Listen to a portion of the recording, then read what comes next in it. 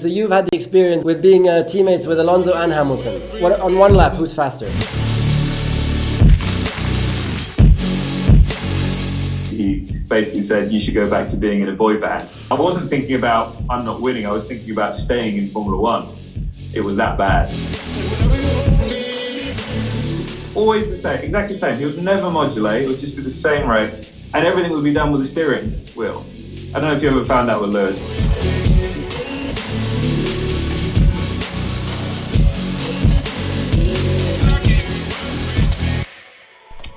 Jenson! How's it going? Very good. Hang on. Oh, you're in a room. Are you in a hotel as well? Yeah, I'm in a hotel room too. I'm in Berlin because I have my Green Tech Festival here, you know, for the sustainability. So Fantastic. We just have management meetings and everything. It's quite a challenge in the pandemic, you know, to do events, as you can imagine. Yeah, exactly. Oh wow, well, fantastic. Well, yeah, I'm amazed that F1 is still able to function as it does. Yeah. I'm moving so many people around, but. And what about you? Where are you in the world? I'm in bedroom lockdown. I'm waiting for my COVID test to come back, so I'm not allowed out. So okay. I've seen these four walls for the last 8 hours. Okay, well come on. That you can't complain though. That doesn't sound too bad. It's not, because I've actually got a bit of sleep, which is nice. Exactly. And you know, with kids, there's a lot less of that these days. You don't need to tell me. Mine are 5 and 3, so I know all about that. That's mad, isn't it? They're that old already. I mean, yeah, our boy's 20 months. It's just crazy how quickly time flies, eh? Yeah. So it's man, you won the world championship 5 years ago. I know. Well, you 12 years ago. Yeah. Oh my god, I'm so old. Yeah. Anyway, there you go. That's a bit scary when we hear those numbers. Yeah. Exactly. At least we're happy, mate. Yeah. All right. So you're on holiday then today, right? Because you're away from home. Yeah, I got my short sleeve shirt on. I'm going to head down to the pool when my results come back, and I'm into the track tomorrow morning. Was that tattoos on your arm there? Was that tattoos on your arm? No. Yeah, that's kids. New, right? Yeah. Oh, nice. I don't have my wife's name on my arm. She said not to get her name. She said that's a bad omen. So I got the kids' names instead. Hendrix and Lenny. So. Nice. Yeah, but anyway, so yeah, heading into the track tomorrow. Busy weekend ahead. Obviously working with Sky Sports, but also working with Williams. Yeah, that's cool. Yeah. Well, with Sky Sports we're colleagues, but Williams, that will also be an interesting experience, certainly. Yeah, I mean, senior advisor. I really don't know if that just means I'm old and I'm an advisor, or if I'm a senior figure. I don't know, but no, I'm looking forward to it. I've been speaking a lot to the engineers there and the new CEO Jos Capito and George, and yeah, I think good things are happening there. It needs to. It's been a tough couple of years for us. But there's been so many changes there, and with the experience that you or I would have as a driver, I mean, it's natural that you can add so much value. You've seen everything. You've seen the greatest leadership styles. You know where the talents are in the paddock. I mean, everything. The drivers, how to support them with good engineering. So I'm sure you're going to be able to add so much value. Well, and I think that was a strength of ours as well. It had to be when we went up against someone like Lewis. You know, you have to have those strengths of building a team around you. And so yeah, it's. I'm hoping I'm going to be helpful there, even if it's a small help. It's a positive. Yeah. Well, we all wish to see Williams at the front again. So if you can do your part on that, I think all the fans around the world would be happy. I will do my best for you, Nico. Yeah, thank you very much. So, but speaking of Williams, let's jump right into it then. Thank you very much, of course, again for taking the time. I think I'm going to skip some of the early years, and I would like to kind of jump into one of the, I think, most powerful moments for you in your career. How did you find out? Which moment was it where you found out? Okay, I'm going to be a Formula One driver. It was actually at Barcelona testing, and I was called up to Frank's office. He basically had a room in the paddock, up above the garages, and I was called in. And as I walked in, Bruno Junqueira was leaving, who was the other guy that was, you know, we were basically against each other in testing of who would get the drive alongside Ralf Schumacher. And we were told that day, which was basically 30 minutes before the announcement went out to the world, who the true drivers were for Williams. And as I walked in, I saw him leaving, and he sort of nodded at me and carried on walking. I was like, does that mean he's got it, or does that mean I've got it? So I had no idea. And my dad was also there, and he was just hanging around outside. And I walked in, saw Frank, and he just said, Jenson, we've thought about this long and hard, and we've decided that you're going to get the drive alongside Ralph. And Ralph was actually stood there when Frank told me. And he turned to Ralph and said, what do you think about this, Ralph? And Ralph said, well, I knew that. I knew that was going to happen. Anyway, Frank, why was the car not at the hotel this morning to pick me up? I was like, mate, this is the biggest moment of my life so far. And you're talking about your car wasn't at the hotel ready to pick you up and bring you to the circuit. I mean, geez. So yeah, I was obviously ecstatic and said thank you and ran outside and just gave my dad the biggest hug possible, and very emotional moment. As you can imagine, you probably had something very similar. Well, I just had goosebumps just hearing that from you, because I've of course had the privilege of experiencing almost exactly the same. Also me with Frank. For me, it was GP2 year in Monza. I was leading the championship, and I was on the Sunday going into the garage in the morning just to follow the race action a little bit. And Frank was there in his wheelchair, and he said the same words, Nico, we've thought about this long and hard. We've decided to give you that race seat for next year. And it like a bit out of the blue also, and I was like, oh my goodness. And it's like, it's the craziest emotional power. So I really had goosebumps just now when you said that, because it's one of those moments that, of course, we'll never forget. No, and he was so calm when he said it as well. It wasn't like he got excited by it or anything. It just came out, and I was like, it was Williams for you as well. For both of us that we started our career. Frank gave so many drivers the opportunity, didn't he? But did you cry when you went out to your dad? Did you cry then, or? Oh yeah. Yeah. And then I called my mum. And my mum always picks up, always, apart from that moment. No. So I had to leave a message on her answer phone, and she was devastated. I mean, I was crying on her answer phone, and and then I was taken away, sat down alongside Ralph, Patrick Head, Frank, and that was it. It was live to the world that I was alongside Ralph Schumacher, and I had to say my bit. And I was like, I have no idea what I'm doing here. Just feel lost right now. But yeah, amazing experience. And now starting at Williams, again, we've been through the same experience. Wasn't it also mega tough for you? Because those guys are ruthless. Huh? I mean, they don't care about emotions. Like empathy or something is not or something that happens in their vocabulary, especially with the leadership at the time. Now it's all different. But didn't you have some really, really tough moments also with like Frank and Patrick?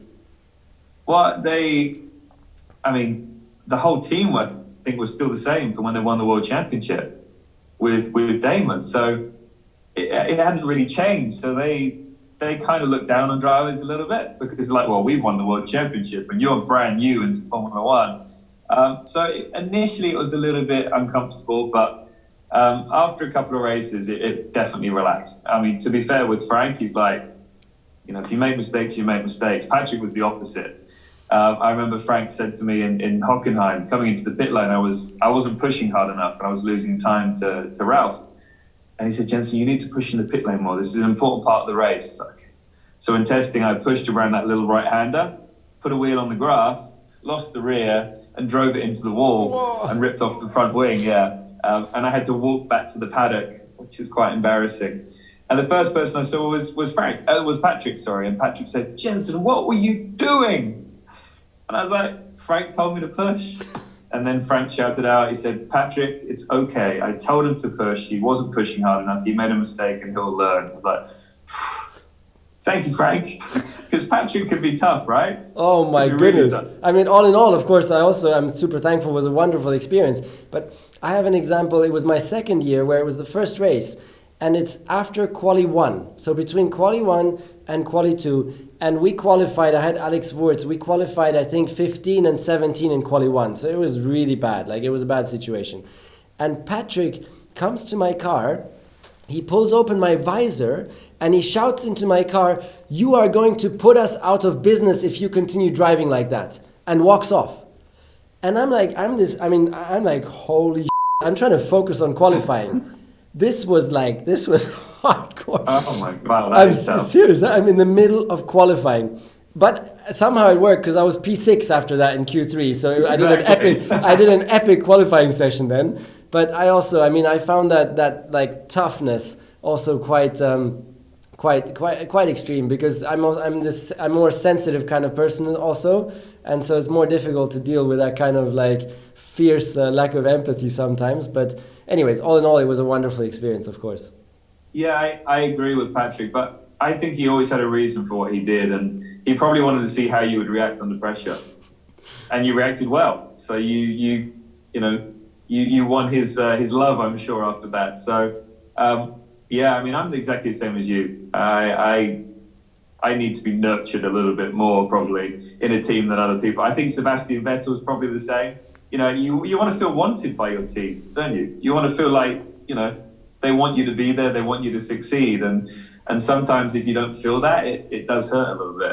And for me, I never drove as well when I didn't feel like people wanted me to be within that team. You need to be loved. I need to be loved. Yeah, I do need to be loved. Yeah. So, and then coming back to Williams, it's my first opportunity to thank you so much for the beautiful nickname you gave me. Do you remember? What? I mean, you're bringing it up, so I wasn't going to bring it up. Yeah, do you remember what nickname you gave me? I gave you my fiance's nickname. Well, actually, my fiance's name, which is Brittany. Do you understand how much suffering that caused me? How many social media memes and everything else there was? The best memory I have of using that nickname was in Japan, in Lexington, Queens. I was in a table in the back, and you walked in and you waved. So I went, Brittany! And you didn't react with a smile on your face. I don't think you were very happy. I didn't find it too amusing, no. You were fine after, but I'm very sorry about that nickname. I'm sure you've called me many things over the years, so just maybe not to my face. But I can, you know what? I can pay you back at this stage, though. You know why? I have another funny memory from another bar in Japan, about 6 years later, 2016. So, as all of you listeners know, we are, I mean, high performers, but we also do like sometimes to have some fun and even have the odd drink or two. And so here we are in Japan, in Tokyo, and it's the most legendary shot bar of the city. And here's this F1 reunion in the shot bar, and there's this. Stop me if you don't want me to tell too many details. No, go for it. It was 2013, by the way. It was that long ago. Okay, 2013. So here's this big, huge drum over the bar, and the legend has it that if you take one of those big spoons and you hit the drum as hard as you can, you have to give a shot round to everybody in the bar. Yeah, so a couple of drivers did that, all good. Here comes Jenson. Yeah, and I see him, like the spoon, he's like, who needs a spoon? And the fist goes back all the way there, and it's like, wham! Do you remember that moment? Yeah, my knuckle still remembers that moment. Is it still missing? Yeah, it's dropped. It's dropped still, yeah. But the worst thing is that it would have been fine, but Massa was holding the drum still. So it didn't move out of the way, so I just hit something solid. So yeah, that hurt, and I remember actually, I must say I was pretty drunk. It was just after the Korean Grand Prix, which is a horrific race for me. So I got pretty drunk, and I remember though, as soon as I hit the drum, I was like, I've broken my hand. And DC looked over at me, and DC likes to have a drink or two, but he was the same. He was like, oh, JB, and he went and got some ice immediately and put it on my hand.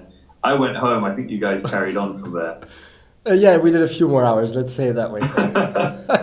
I remember being ill in the toilet with my hand in the air with a broken hand. It was like the worst night ever. And then the next day I went for an x-ray and they said, it's broken. They said, we've got to put it in a cast. I was like, I can't put it in a cast. I'm racing. In 4 days, I'm in an F1 car. So I had to drive with a broken hand. But I remember that the worst moment of that was Nico Hulkenberg walking up to me and shaking my hand. Yes. And I completely forgot. No, my goodness. And he has the hardest handshake in the paddock, huh? Yeah. And he just destroyed my hand. He took me I was down on my knees basically after that, yeah. Yeah.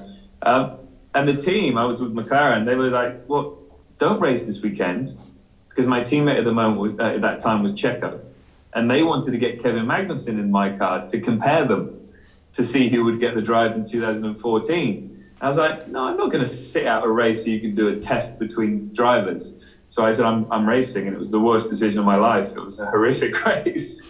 I was in so much pain. You were at the front somewhere, and I was fighting for points, 8th or 9th, I think. But I got points, and I beat my teammate, which is always a highlight. Let's go back a little bit to your career. So the first win, man, there's so many similarities between us. It's crazy. The first win, 7th season, 113 races, and so many setbacks also along the way. Like, how did you deal with suddenly not being able to win anymore, as we all do in the categories below? Like, wasn't that also like really some hard times there, like mentally for you? And I see some. I mean, there was some quotes like from your time with Benetton that you would mentally. Really let your head drop, and even you spoke a little bit about depressive feelings and things like that. Can you take us through some of those tough moments? Yeah, I mean, Williams for me was actually a good year because I couldn't really put a foot wrong because I was young, inexperienced. They expected me to make mistakes. But I didn't really. The car was easy to drive. It was a really easy car to drive. And then I went to Benetton, and it was really, really horrible to drive. And I was up against Giancarlo Fisichella, who was like the king of driving bad cars. I don't know how he did it.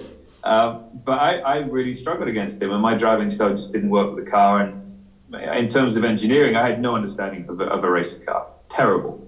And I didn't learn at Williams because it just worked. So I had no understanding of how to get myself out of a hole. And I would finish a race near the back, and the car was slow anyway, but near the back and way behind my teammate. And that would haunt me for days after the race. I wouldn't, think about it in the evening, get over it, wake up in the morning refreshed. I would think about it for 4 or 5 days, and it would haunt me. I'd feel massively low, thinking this is it, this is the end of my career. And that went on for 1.5 years, really, Benetton, and then into the second year, it became Renault, the team, alongside Jarno Trulli. It didn't help having Flavio, trying to put me down as much as he possibly could when I had a bad race. Monaco, I finished 7th. And with the biggest blisters ever because the power steering failed on lap 3. And he basically just said, "What, were you looking for a new apartment in Monaco?" And I got out of the car, my hands were bleeding. It was that bad, but he didn't care about those details. But it never made it easy because it was always very public when I had a bad race. So it was tough, and I needed my friends, my family around me to help me through that. Not to blow smoke up my ass, but just to remind me what I had achieved before that. So it did take time, took a bit of an engineering shift within the team, and then I felt a lot more confident working with the guys, and I could get back on track. But those years were really, really difficult. I wasn't thinking about I'm not winning, I was thinking about staying in Formula One. It was that bad. Then when I moved to BAR, everything was just great. Walked in, felt so at home. I never felt at home at Benetton. And I felt so at home, and just loved the atmosphere within the team, as you know. You were there for quite a few years as well. So from the word go in 2003, the only issue I had was Jacques Villeneuve as a teammate. He basically said, "You should go back to being in a boy band." And he said it in the media as well. I was like, "Oh, great, this is fantastic. The team are great, but I've got this teammate who has no respect for me whatsoever."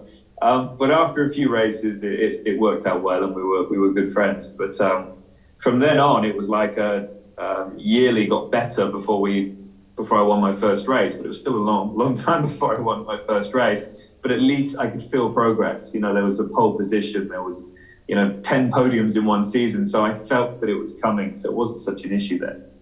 Yeah, it's interesting how you, again, touch on how important it is to feel love, not only from the team, but even from the fans at large, and for us to be able to perform in the car. As you just said now, like in Benetton, there was no love from anybody, and it just really hurt your performance as well. And then it all changed with BAR, and that's probably like one way of explaining also Sebastian Vettel's performance in the last couple of years at Ferrari. Just absolutely no more love from Ferrari at all. So no more love from the team, no more love from Italy at large. I mean, like zero. And you just you can't perform under those circumstances because mentally you're just not there. And it just it's interesting the importance of being in the right mindset and getting the love to be able to perform well in F1 or in sports. Yeah, most of these drivers that are racing in F1 are extremely talented. they can be very quick on their day. It's just a lot of them. It's down to whether they're in the right frame of mind. And I think we're all a little bit insecure when it comes to what we're best at, and which is strange. It shouldn't be the case. We should be very confident in what we do, but there's always a little bit of insecurity there. I always questioned myself, even if I was doing a great job. So very weird, and I don't mind saying it. It's not a weakness. I think it's good to understand your insecurities, and I think it helps you get through them and perform better. So it's such a big thing which people don't realize. But for every athlete, every sportsman, your mindset has to be right to perform. Yeah, of course. So let's go back into that first win that you finally got then in the wet in Hungary. How was the feelings on that day after finally getting that win? Yeah, it was a mixed weekend really, because I blew up an engine in practice, and back then it was a 10-place grid penalty. That was your first year, right? 2006. Yes. Because I remember the first race was Bahrain. Yes, indeed. Of the year, and you got the fastest lap. Yeah. See, I'm not that old. I can still remember stuff like that. So yeah, I remember Saturday blew up the engine, had a 10-place grid penalty for the race, and I qualified fourth, so I was 14th on the grid. But also Fernando and Michael, who were both fighting for the championship, they both got penalties for stupid things. I mean, they were messing around with each other, mind games going on, and they both got penalties. So they started back with me. It rained. The Michelins worked better than the Bridgestones. We were on Michelins. Michael was on Bridgestones, but still he fought so hard with that Ferrari throughout the race. And I was able to fight through. The only person that was in front of me and was performing similar in terms of lap time was Fernando.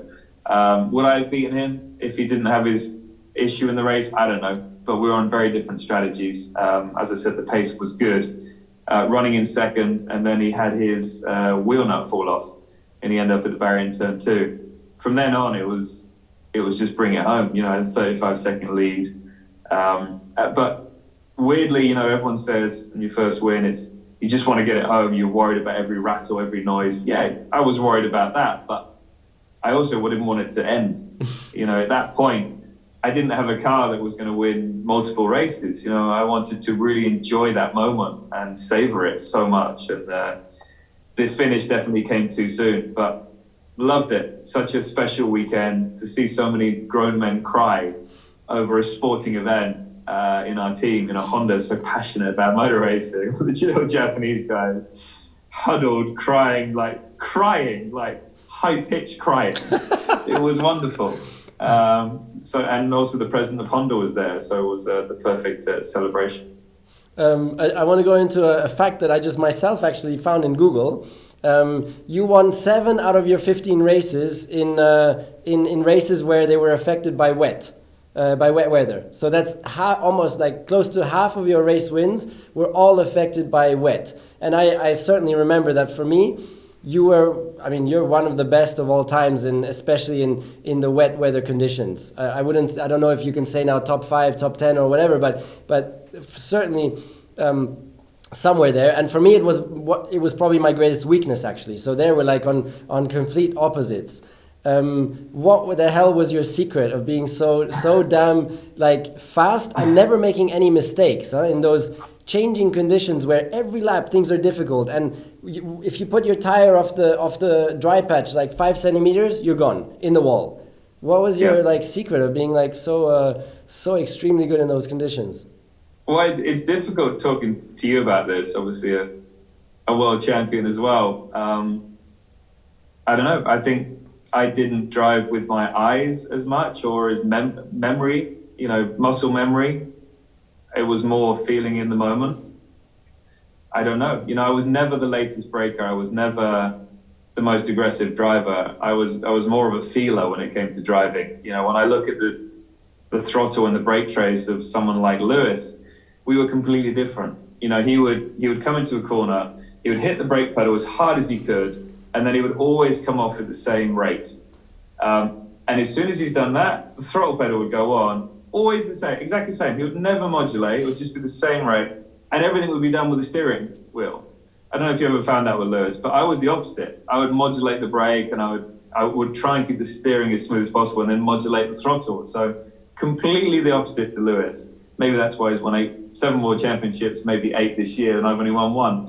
But maybe that was why it helped me in those mixed conditions. You know, in the extreme wet, I wasn't anything special. It was more the mixed conditions that I loved. You know, when you arrive and you really don't know what to expect. I remember 2010 in Shanghai. You made the right call. We stayed out on slicks and everyone else pitted. It was us 2 and Kubica that stayed out, just the 3 of us.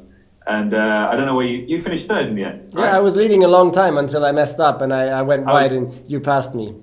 Yeah, and you finished on the podium. I finished right? 3rd. Yeah, so first podium. Yeah, 3rd behind you and Lewis. Yeah. So you made the right calls as well. You know, for me, it was about feeling the track and making the right calls and not jumping too soon, as a lot of guys did. And with Lewis, yeah, he would jump too soon. He wouldn't now. He wouldn't make the same mistakes now. He's learned a lot from both of us, and just being in the sport for such a long period of time. But with Lewis, yeah, most of the races that I beat him in were wet or mixed conditions.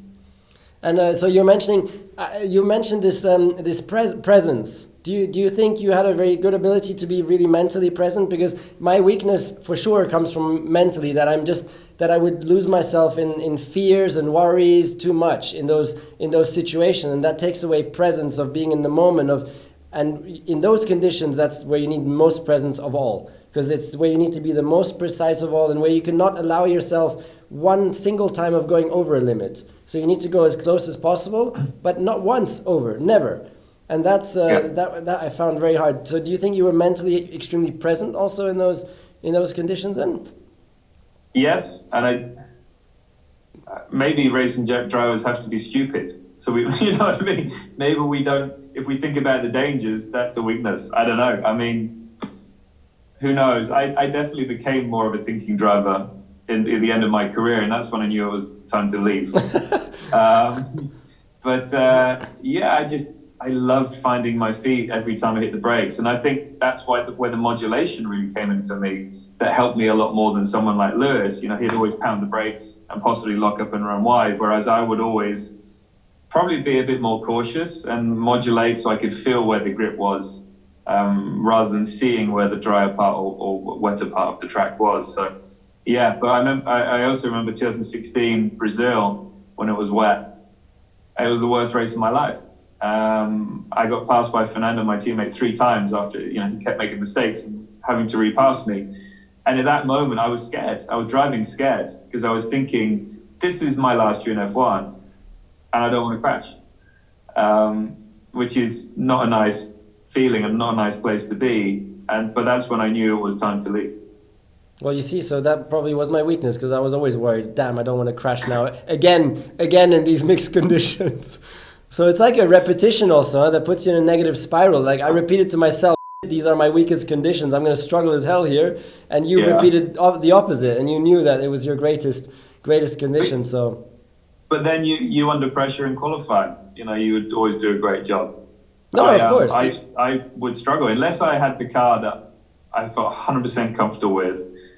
I couldn't get the best out of the car in qualifying. Yeah. Of course. Yeah. We all have our strengths and weaknesses, and certainly qualifying was one of my absolute strengths. I mean, I think I did 31 poles against Lewis's 33 over our duration as teammates. Yeah. So I was too short only 2 off him in terms of pole positions in all that time, if I remember more or less correctly. So definitely that was one of my key strengths. Yeah. For me, it was not. I remember. In terms of points, we were very similar over the 3 years, but I only had 1 pole position in 3 years. And we were teammates. I think he had 8 or 9 or something. Yeah. So it was definitely not my strength. Yeah. And of course, the fact that it's difficult to overtake in our sport then makes that difficult, of course. Huh?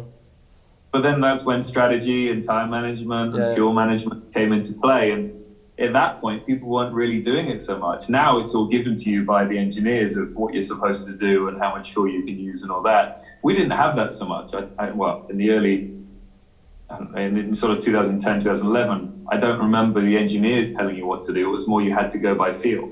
Yeah. And I loved that. Let's go to Braun, to the Honda days. No, to the Braun days, actually. Of course, your greatest time in F1. So probably, I mean, Honda pulls out. You thought your career was over, right? Yes. Yeah. And I mean, what a roller coaster. Huh? And then, do you remember the moment where you suddenly realized, okay, actually, I've got to drive? Well, I remember hearing the news. I just got back from Lanzarote, where I went for 2 weeks fitness training. You know, we always go that a little bit extra in terms of fitness. And I was at the carousel waiting for my bags, all excited about the season. And then Richard, my manager, called and said, it's not happening. They're pulling out. And they'd spent so much money on this new car. And it's like, I don't understand. And they said, well, it's the crisis. You know, it's hit Japan really hard. So they're pulling out. I was like, okay, what options do we have? And he said, well, there's a seat at Toro Rosso, but we got to find money to bring. I was like, oh, yeah, going from running really well at Honda to bringing money to a team that isn't really going to, you know, I'm not going to reach the goals that I want to in my career. I've won 1 Grand Prix. That's not enough. I want to go after the World Championship. So I immediately called Ross and he said, yes, this is the case. We're trying to work our way around him. We actually had 2 people that were interested in buying the team. And then Ross went quiet and wasn't calling us back. I was like, okay, what's going on here? And it's because they were working on purchasing the team themselves so they could have the team and run the team themselves. And it worked out very well for Ross when he sold it to Mercedes. So it was a very good call on his part. Anyway, so then I found out that it was happening. I was like, awesome. Really excited. I was like, so do we have an engine? And they said, well, we've spoken to Mercedes. We've spoken to Mercedes and they're willing to give us an engine, but we have to get it signed off by Martin and Whitmarsh from McLaren. I was like, okay. So he signed it off, all fine, fantastic, let's go racing. Oh, but it doesn't fit. We've got to put a spacer between the chassis and the engine. So when we went racing, we had a spacer between the chassis and the engine, and it was still that competitive. We think that the engine was probably a second quicker than the Honda engine we did have for that season. So it all worked out perfectly. I actually remember going to the first race and qualifying on pole that evening, seeing Ron Dennis at Nobu in Melbourne. And he just looked at me and shook his head and said, "You're so lucky." I went, "What do you mean?" He said, "I made it happen for you. I made that engine deal happen for you." Like, okay, awesome, thank you very much. But he was gutted. He was so unhappy that we were really competitive because McLaren was struggling, weren't they? So, but yeah, good times. Lots of special memories. What a roller coaster! Huh? But it also goes to show that being in the right moment in the right time always plays a role as well in any big success. Huh? It's just there. But of course, you can also go looking for it and put yourself in the positions to be able to have a bigger chance of being in the right moment at the right time. Yeah. But you just need that luck as well. Yeah, I mean, we can choose if we're performing well as a driver. You get to choose kind of where you want to be. And you think it's the right place. It's like when I went to McLaren after Braun, it was the right decision. I have to say, I know that you were at Mercedes, but it was the right decision to go to McLaren. They ended the year, should have been with a win, but they had the failure with Lewis. And when I got there, it was a great team. The only reason why Lewis or myself didn't win the World Championship is because we kept taking wins off of each other. You know, if it was the Sebastian Vettel, Mark Webber situation, one of us might have won the World Championship. So yeah, it was the right call. But then 3 years later, it wasn't the right call. You know, Mercedes was the right place to be. But yeah, we have so many similarities with our career. We both started at Williams. We both got our first win with the same team, basically different name, and we both won the World Championship with the same team, but a different name. That's very true. So you won in that season, then you won 6 of the first 7 races. So you were like, no pressure, starting the season, no expectation, and flying through the first 7 races, untouchable. And then I like to dig into the difficult moments also, because I think that's always very valuable for the people who are watching. I have a few quotes from you then. Before in this podcast, you were saying, "Oh, winning was like a thrill, and people were crying, and this was amazing, and I never wanted it to stop." And now I've got new quotes from you saying, "Winning was the opposite of mega feeling. So much pressure. Anything but winning was just a big failure. Winning races is usually awesome, but But fighting for a championship, it was actually in the end just a big relief. I mean, there was just so much pressure and everything. You didn't win any more races that year, huh? You won the first 7. And then, of course, also the car development. I mean, you had no development. Red Bull was like going like that, so that plays a big role. But certainly also mentally, you're leading the championship now. You are the absolute favorite. Everybody's expecting you to win. There's a big change there, isn't there? Yeah, definitely. I mean, I won the first race, and to be fair, no pressure at all on that race. But then the next race, you're like, I have to qualify on pole. Okay, I've qualified on pole. I have to win the race. Okay, I won the race. Next race, I have to qualify on pole, and anything but pole and a win then is a failure. Do you know what I mean? Because it's not as good as what it was last weekend. It's a nightmare, and I didn't have a coach, and I should have had a coach. I've always been like, I know myself best. I know this category better than anyone. I don't need it, but I should have had a driver coach to tell me it's not always going to be this straightforward. You're going to have difficult days, and it's those days that really will make the champion that you are. So I went through so many races of this feeling of I have to win, putting massive pressure on myself. And I did win, which was great. And then it came to Silverstone, the race that I really wanted to win. And I didn't even get on the podium. I finished 6th, I think, in that race. To be fair, it was weird because I suddenly could breathe again because the cycle had been broken, if you like. But also it took away that tension, that stress that I kind of probably needed. I was on my toes, you know what I mean? I was pushing myself so hard to achieve, and suddenly when I didn't achieve, I could breathe and felt more relaxed, but I wasn't performing as well either. And then it was the fight to try and win again, and then you start overdriving and you start pushing too hard, and even when the car can't win, you still think I should be able to win. Rubens went on to win 2 races that year, which really hurt mentally. One of them was at Monza, and I remember after the race congratulating him, and then I looked at the data and I was like, hang on a second, we had a gentleman's agreement that you guys weren't going to run more camber on the rear. I know that. On your car, and you pushed it by like a lot, and I said to Ross, I said, if we're going to race, we've got to race fairly as teammates.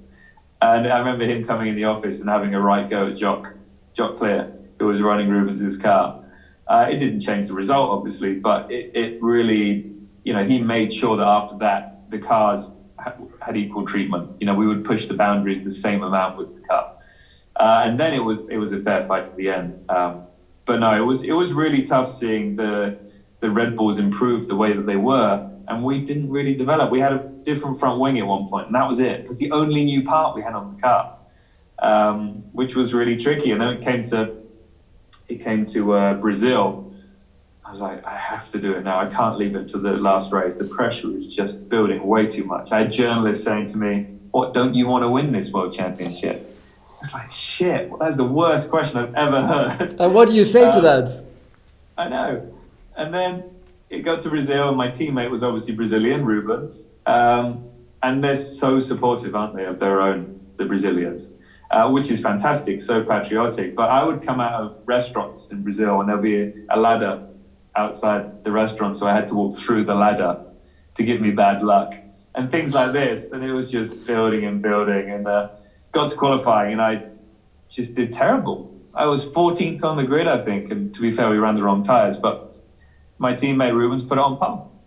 The only saving grace was that my other championship rival, Seb, was back in 17th, so it wasn't so bad. But I remember going to the bar that evening and I had a beer and I said to my dad, I have to win this tomorrow. I have to win it tomorrow. And I got it into my mind that I had to win. And I did. For me, it was one of my best drives ever, that race. I only finished 5th, but at that moment in time, it's probably not far off what the car could achieve. But I had to win it at that race, and I did. And the funny thing was, on the grid before the race, the crowd were booing me, and all the journos were like, giving me a hug, the British journos, giving my support, them giving me their support. And then after the race, I look at the crowd, and they're cheering me. It's like, guys, make your mind up. It's the whole camaraderie and support of their own, I think. But yeah, very, very special weekend. Traumatic weekend mentally and really drained me, but a very special weekend. A great way to win the championship. It's crazy, huh? Because you also say how winning the championship at first, it wasn't like this thrilling ecstasy of happiness. It was more foundationally based on just relief. Yes. In the first most in the first moments. And it was for a while after that. I mean, I remember in the evening, the team said, we're going out to celebrate. I was like, okay. So I went out, had 2 drinks with the mechanics to say thank you, and then I left. I sneaked out the back and went back to my hotel. I just sat in my room, just going through everything that happened. And that is not me, as you probably know. You know, we like a good time. You have to celebrate special moments in this sport because they don't come around that often. Normally I'd be out until 8 in the morning. But I went to bed really early and I just sat in my bed, just thinking, you know, what I had achieved, what I had been through since I was 8 years old, what I'd given up, how lucky I was at times and how tough it was. But I never felt that ecstatic feeling of, oh my God, look what I've achieved. It was the relief. It was like, oh, I can relax. I'm a world champion. It's not until you wake up in the morning that it really hits you and you wake up, it's like, shit, I am a world champion. And I can forever say that. I can forever wake up in the morning or when times are tough in life, I can look at myself in the mirror and go, I am a world champion. No one can ever take that away. Should we do that together? I am a world champion. We are world champions. Yeah. But That's I pretty damn remember cool. when you won the world championship as well. Oh my God, that seems so stressful. Oh shit! With Lewis backing you up. Just thinking about it. Oh no, it will, without doubt, it will be the most mentally intense thing. Okay, there's still the birth, maybe like the birth moments like that, but this was longer. So without doubt, for the rest of my life, I think that will be right up there and potentially the most mentally intense thing I will ever experience. To be in those last, after 20 years of dedicating my life to racing, and it all comes down to these last laps, which potentially could be the last opportunity of my life to have a championship, and not knowing until the last corner what my dear friend Lewis, or our dear friend Lewis, is going to do and how far he's going to push the limits and the boundaries of trying to block me so that they can pass. Oh, my foot was shaking on the throttle pedal. Never experienced it in my whole life. That a foot shaking on the throttle pedal, which then put me into a negative spiral in my head because I thought maybe I won't be able to drive soon anymore with the foot jumping on the throttle pedal. So then it started jumping even more. Like, I mean, the most ridiculous, insane experiences coming through. And so also for me, like crossing the finish line, there was no happiness at all. It was like relief. It was like, I just passed that line. I just passed that finish line. It was just the utter relief. Yeah. Oh my goodness.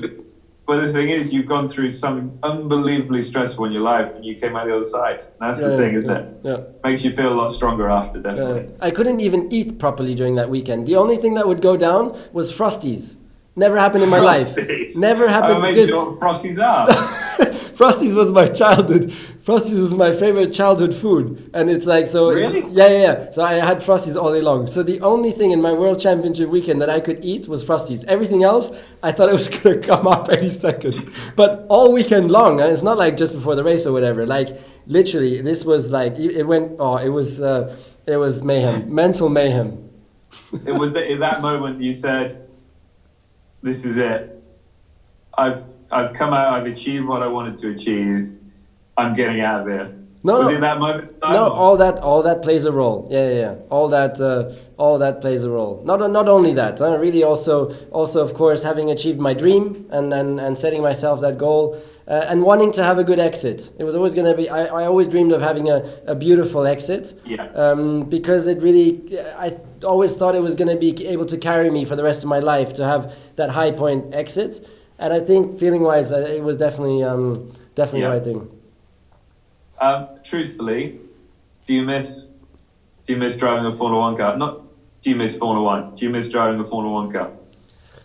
If you tell me you can try Valtteri's car tomorrow in Bahrain on a day of testing, I'll be like, wow, that's so cool. I would love to do it. Yes.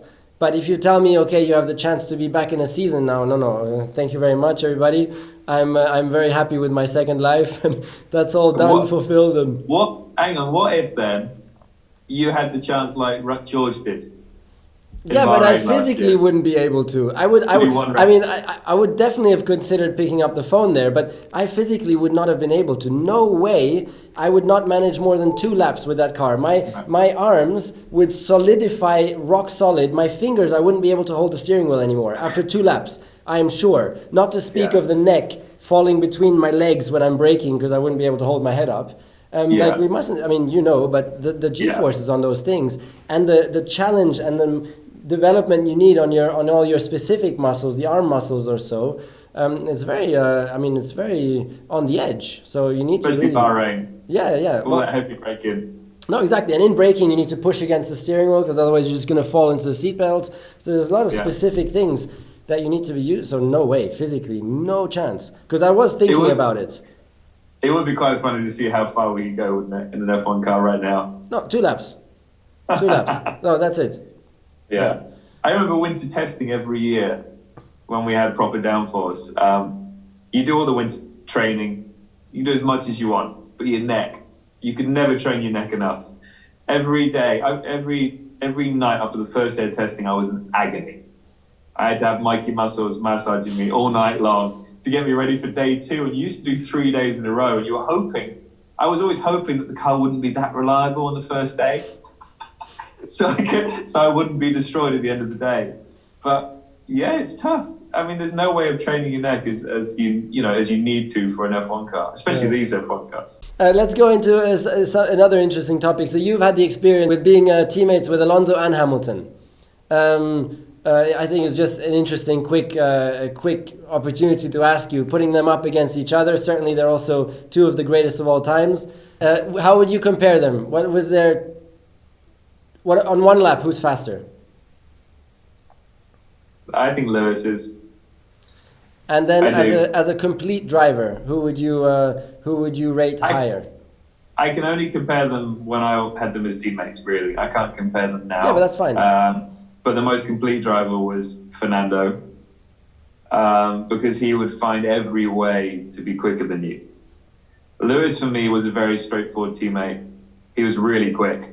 And even in testing, he could be not really on the pace, like 3 or 4 tenths off even. And I don't think he was doing it on purpose. And then he'd get to qualifying and he would just be on it.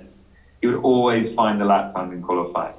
Whereas Fernando would play games a lot more, which in a way I was, at a point in my career that I was up for games. You know what I mean? We weren't fighting against anyone else. We were so slow that we were fighting against each other, and we played a lot of games. Some of them that I don't really want to mention too much, but yeah. Oh, come on, one of them. No, one that's not going to cause any issues. No, I mean the most of the time it was more just holding back things, holding back pace, holding back information about setups and what have you. So. Yeah, we understood each other, and we definitely respected each other. We knew that when we did things, the other guy could take it. So I respected Fernando for that. And even if Fernando wasn't quick over a race weekend, he could still get a result. That was the thing. If he couldn't quite find the balance that worked for him, there was a way he would always be, get the best out of the car. Whether he would just try and pit early, or if you were in front of him, he would try a different strategy, and sometimes it would work. There were other times, actually, that if he was behind me, he would say, "Oh, there's a problem with the car. There's a problem with the car," and he would retire from the race. No, for real. We weren't scoring points, so to be fair, he's kind of saving the car for the next race. But he'd be like, "Oh, there's a problem," and they'd be like, "No, Fernando, there's no problem. Keep driving." Yeah, it was a funny time, but I really enjoyed my time with Fernando, and he is an extreme talent in many ways. For him to go off and do Le Mans, to race Dakar, to do Daytona, I mean, fantastic. Fair play to him, but very, very different categories, and he was very strong in whatever he drove. Having both of them as teammates was very special, because you just knew you're up against the best. And when you did beat them, it meant so much more. That is true. That is true for me as well, as especially now with Lewis going on for winning even his 8th title or what. Every year I look at it and I'm like, wow, okay.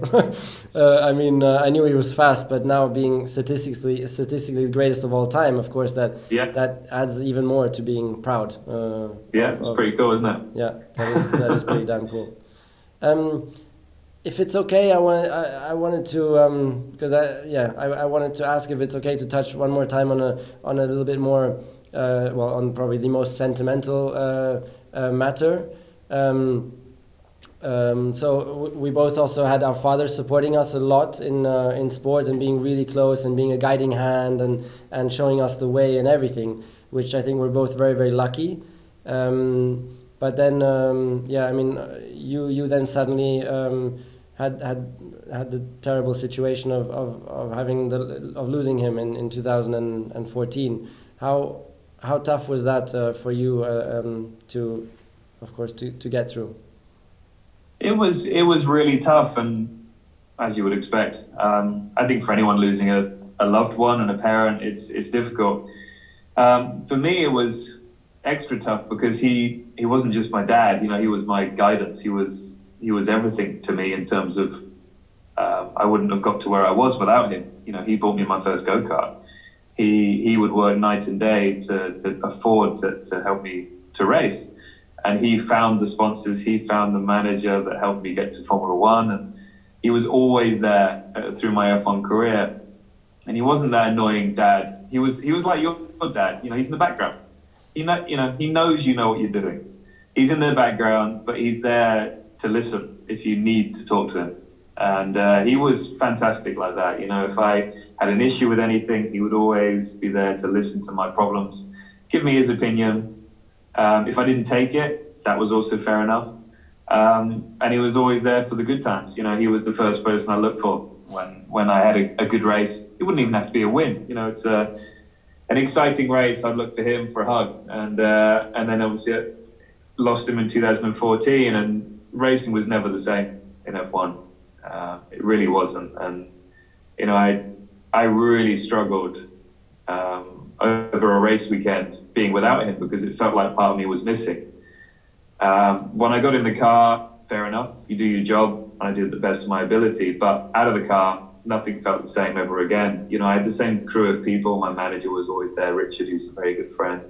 Mikey Muscles was there, but we were missing the big part of our gang, which was my dad. So it really was tough. And, you know, after he passed away in 2014, it was in January the 12th, I went testing 2 weeks after. And I had to, really, you know, I had to put it to one side and go testing and focus on the season. And it's probably the worst thing I did because it meant that I didn't have time to really grieve. And I carried it for years, not really grieving his death. And it took until I left F1 before I could really spend time and think about him and just cry my eyes out for days on end, really, which you need to do, I think. We all take grief in very different ways, and we deal with it in very different ways. Some people grieve and get over it immediately, and maybe I should have, but I had to really focus on my career, which is what he would have wanted me to do. So when I left F1, it was a pretty emotional time.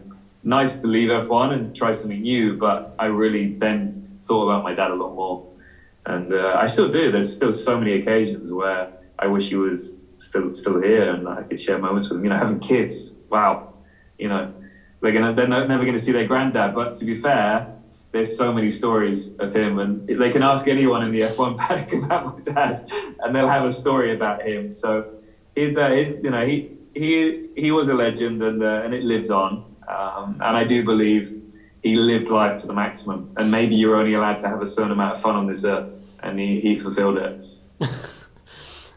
No, I mean, I can definitely, I can definitely say as well that he was such a legend in the paddock, because he was the greatest fan, first of all of you, but also of our sport, and brought such passion into the paddock, and he was so appreciated by everybody. So, you know, he was the biggest fan of? Who? Your dad. Really? Yeah. No way. He was a massive fan of your dad. Yeah. Oh, that's nice to hear. Yeah, he was the driver that he loved watching in F1. Oh, that's cool. That's nice to hear. Well, they were hanging out sometimes in the paddock also, I know. back in those days. Yeah, and he also used to know Bernie from the early days when Bernie used to own a garage in London. Really? So he had some great stories on Bernie. I couldn't possibly share them, but he had some great stories. Bernie tried to employ my dad, must have been 60s, as a car cleaner for his business. And my dad said no at the time. He should have said yes because he would have had a job for life. That was always the thing with Bernie, wasn't it? Yeah. Work for Bernie, you got a job for life. One of Bernie's boys, but so very special memories. Yeah, that was one of Bernie's greatest strengths also, that he cared so much for his employees and for his team. But not only that, he also cared for his business partners. He always created trust. And I think that was a very, very powerful ingredient that Bernie did very well. Yeah, he did. And he tried to get all the teams on board as well with being involved with F1, didn't he? Yeah. With the TV money and what have you. And initially they all turned him down. And they basically made Bernie the rich man he is today. Yeah. Okay. So from the most sentimental part, of course, if it's okay, would like to touch on the last thing, just in the last couple of minutes or 3 minutes that we have. Extreme E now is the next big challenge, where I called you up a few months ago and I said, hey Jenson, should we do a team together? Because I think it could have been a cool thing, but you weren't too keen on that one. So I went to do my own team, and then I read in the news Jenson is joining. So how cool is that? We're gonna be rivals again. I was keen, but it's just I was personally trying to look for sponsors and find sponsors at the time, and it was such a difficult period. You always want to uphold your side of a deal, and I just couldn't get anyone involved at the time. So it was great to see that you announced your team.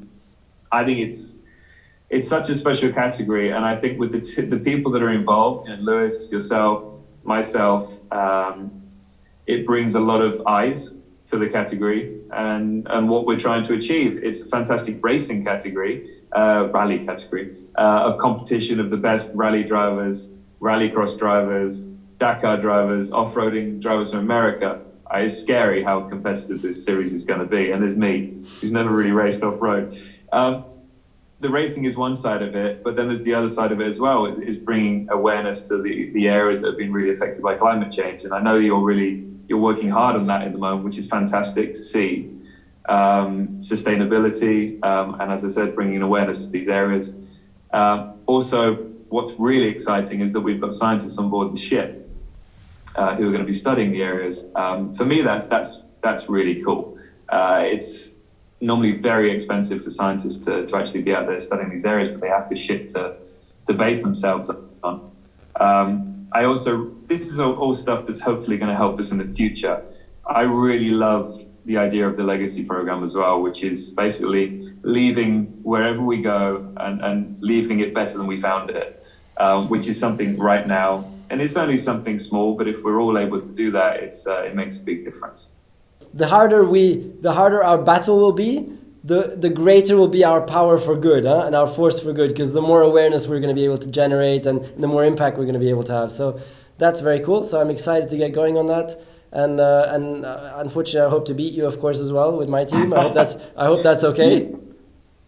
I think you've got a really good chance, especially in the first race. Wow, yeah, it's a different beast, the Extreme E car.